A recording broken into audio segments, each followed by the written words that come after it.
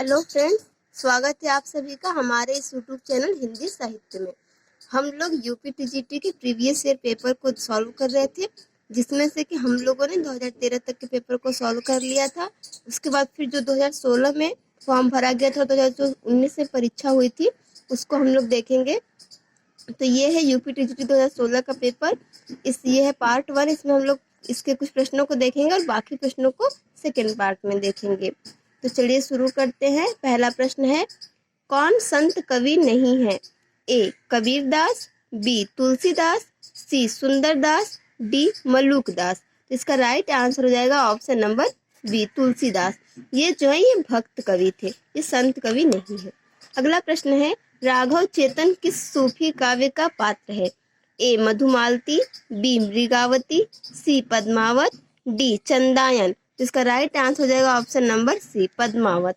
अगला प्रश्न है, कुतुबन द्वारा रचित ग्रंथ का नाम है? ए मृगावती, बी मधुमालती, सी हंस जवाहिर, डी चंदायन। इसका राइट आंसर होगा ऑप्शन नंबर ए मृगावती। अगला प्रश्न है, राम भक्ति शाखा में रसिकोपासना का समावेश किसने किया? ए केशवदास, बी अग्रदास, सी लालदास, डी नाभादास। इसका राइट आंसर होगा ऑप्शन नंबर बी अग्रदास। अगला प्रश्न है, मदनाष्टक के रचयिता का नाम क्या है? ए केशवदास, बी रसखान, सी रहीम, डी नरोत्तम दास। इसका राइट आंसर होगा ऑप्शन नंबर सी रहीम। अगला प्रश्न है, केशव दास को किस वर्ग में रखना समीचीन है? ए रीतिबद्ध कवि, बी रीति मुक्त कवि, सी रीति सिद्ध कवि, डी स्वच्छंदतावादी कवि। इसका राइट आंसर होगा ऑप्शन नंबर ए रीतिबद्ध कवि। अगला प्रश्न देखते हैं, शिवा बावनी के रचयिता हैं? ए भूषण, बी घनानंद, सी देव, डी बोधा। इसका राइट आंसर होगा ऑप्शन नंबर ए भूषण। अगला प्रश्न है, भारतेंदु युग का एक अन्य नाम है? ए प्रगति प्रयोग काल, बी जागरण सुधार काल, सी पुनर्जागरण काल, डी नव सामंत काल। इसका राइट आंसर होगा ऑप्शन नंबर सी पुनर्जागरण काल। फ्रेंड्स, ये जो जागरण सुधार काल है ये द्विवेदी युग का दूसरा नाम है और पुनर्जागरण काल ये भारतेंदु युग का ही दूसरा नाम है। अगला प्रश्न है, भारतेंदु युगीन लेखक कौन है? ए पंडित प्रताप नारायण मिश्र, बी हरिऔध, सी विद्यानिवास मिश्र, डी राय कृष्णदास। इसका राइट आंसर होगा ऑप्शन नंबर ए पंडित प्रताप नारायण मिश्र। अगला प्रश्न है, कौन सा उपन्यास यशपाल का नहीं है? ए दादा कामरेड, बी कब तक पुकारूं, सी दिव्या, डी झूठा सच।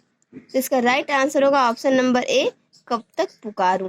अगला प्रश्न है, तीसरा सप्तक कब प्रकाशित हुआ? ए 1960 ईस्वी, बी 1959 ईस्वी, सी 1951 ईस्वी, डी 1970 ईस्वी। इसका राइट आंसर होगा ऑप्शन नंबर ए 1959 ईस्वी।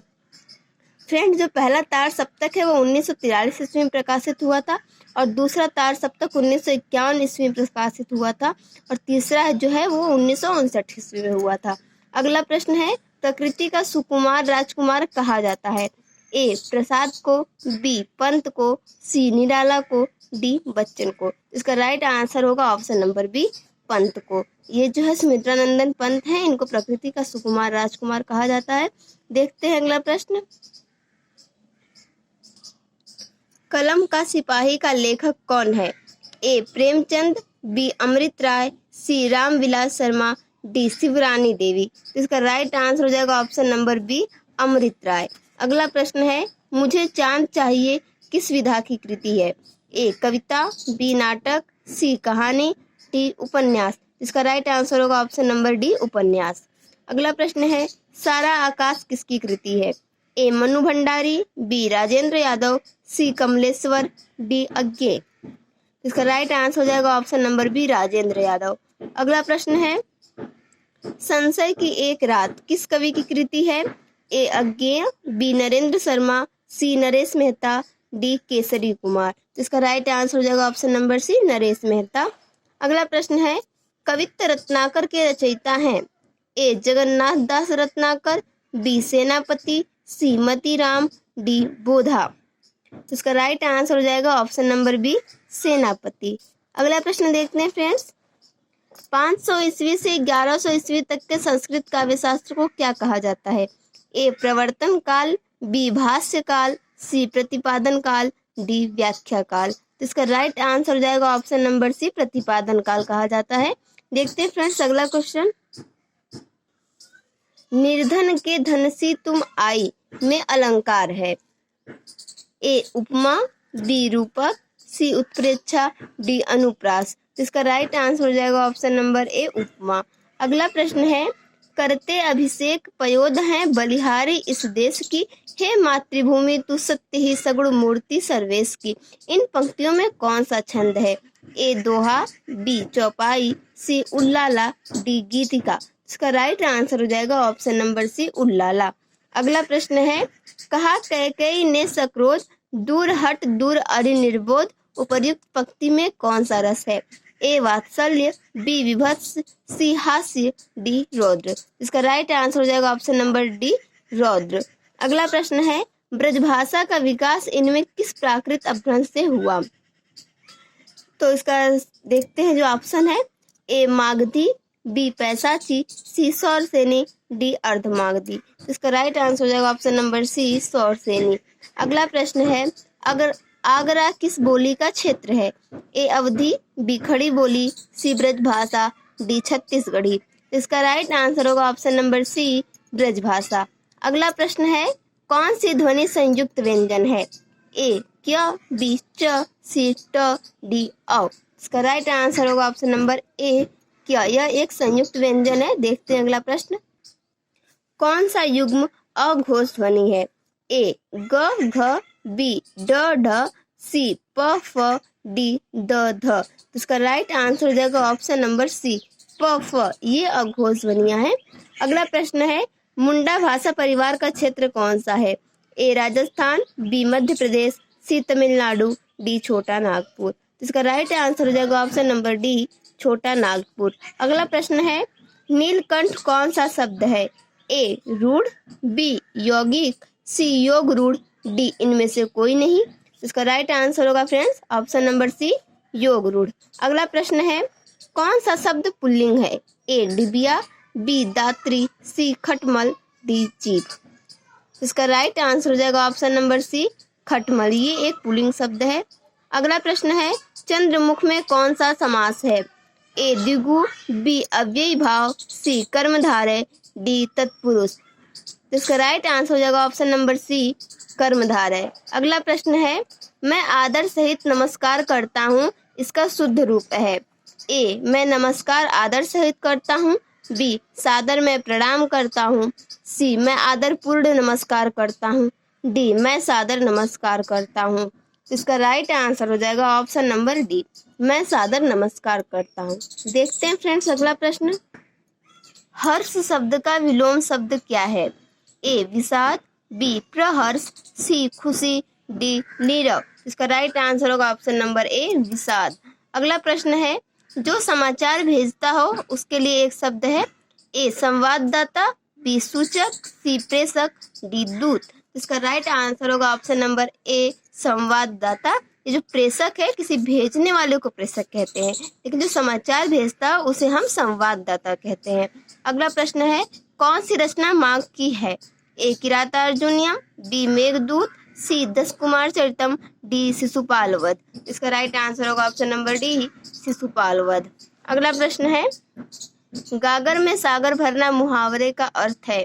ए थोड़ा काम करना, बी बहुत ज्यादा कहना, सी थोड़े में बहुत कहना, डी ज्यादा में थोड़ा कहना।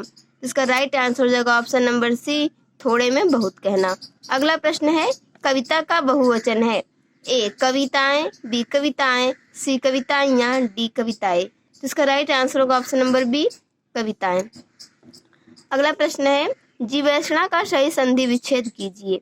ए जीव धन ऐषणा, बी जीव धन ऐषणा, सी जीवय धन सणा, डी जीव धन ऐषणा। इसका राइट आंसर होगा ऑप्शन नंबर बी, जीव धन ऐषणा। देखते हैं फ्रेंड्स अगला क्वेश्चन, प्रेमातुर में समास है? ए द्विगु, बी अव्ययी भाव, सी तत्पुरुष, डी बहुव्रीहि। इसका राइट आंसर हो जाएगा ऑप्शन नंबर सी, तत्पुरुष। अगला प्रश्न है, सह हस्तेन खादति में कौन सा कारक है? ए कर्ता, बी संबंध, सी कर्म, डी करण। तो स हस्तन खादती, वह हाथ से खाता है, तो इसका राइट आंसर हो जाएगा डी, क्योंकि इसमें से आ गया है तो ये से के द्वारा तो क्या हो गया, करण हो गया। देखते हैं अगला प्रश्न, कविता का मर्म में कौन सी भक्ति है? ए षष्ठी, बी प्रथमा, सी तृतीया, डी सप्तमी। इसका राइट आंसर हो जाएगा ऑप्शन नंबर ए षष्ठी। अगला प्रश्न है, राम कृष्णों में कौन सा समास है?